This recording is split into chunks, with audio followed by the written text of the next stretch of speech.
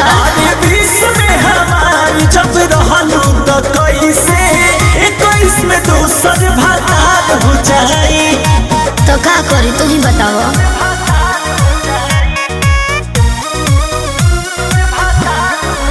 Music by Arya Sharma.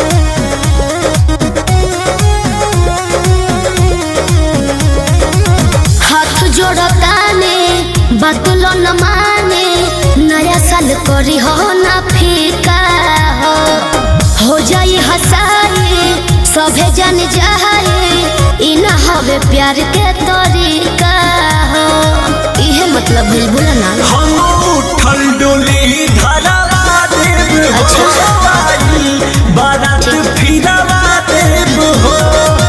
जानू हो हमरो काले बहई जतिया ओइसे जे करब तमार हो जाए।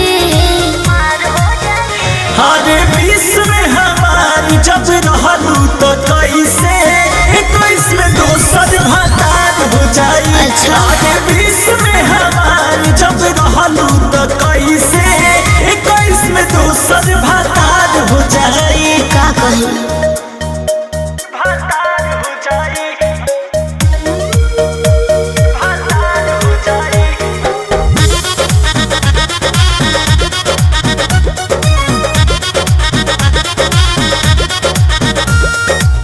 पापा जी या भैया भहिले कसैया केहू नहीं मनलस कहानवा हो बड़ी हट कैनी मम्मी के बतैनी तोहरे से करे के बियाहवा हो केहू नहीं के मानल। जब साथे न हमारा तू रहबू दिया कैसे मनी है पीली हुई अंकुश राजा हमरो बतानी बस कैसे पियावा हमार हो जाए।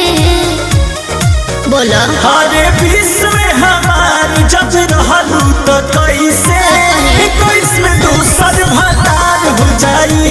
अरे